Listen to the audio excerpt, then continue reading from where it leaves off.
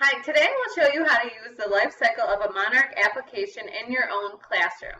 This can be utilized in a small group center or also in the whole group using an iPad or a device that runs an iOS software. I will show you how to use the Life of a Monarch application with your students. So the first thing that you want to do is make sure you have an iPhone or an iPad or an iOS supported device. Now, I already have the application here, but in order to get the application, you have to open the App Store. So in your search bar, search for App Store, it should be blue, select it, and along the bottom you'll see different options. Go to the search bar and start typing in Life Cycle of a Monarch. After you've typed this in, hit search, and then you will see the application appear.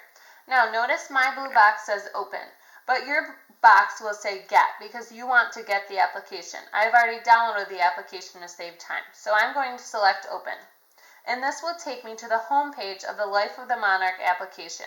If you notice at the bottom where it says navigation, there are 4 different options for this application: lessons, interactive, research, and anatomy. I'm going to walk you through how to use those and how to use this application with your students in the classroom. So first, select lessons. If you swipe to the left, you'll see various lesson plans and different ideas for how to use this application.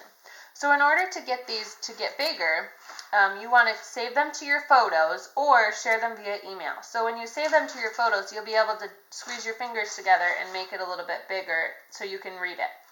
If you scroll again to the left, you will see different activities with this application, and notice they're beginner, intermediate, and advanced. So you can use these for differentiated instruction in your classroom while the students use this application during a center or a different independent activity. So now let's go back to home and go back to the navigation bar. If you select interactive, this is where you can actually see the different stages. So if I select pupa, I can see that occurring right before my eyes. If I select monarch, I can see that as well. And then I can select flying and the monarch will fly across the screen.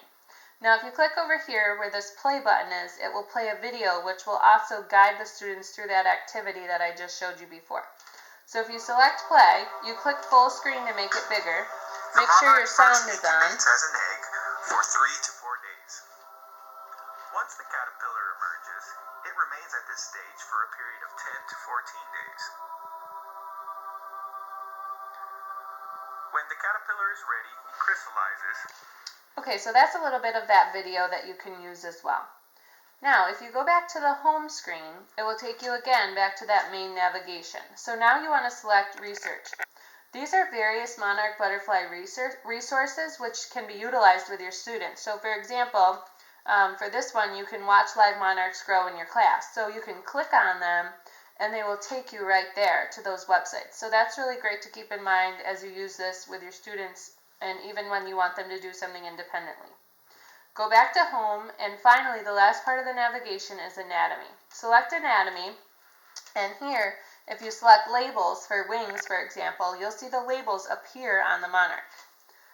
So all the way through I can select those labels and I will be able to see the monarch completely labeled. Now if you select label again under each part, they'll go away.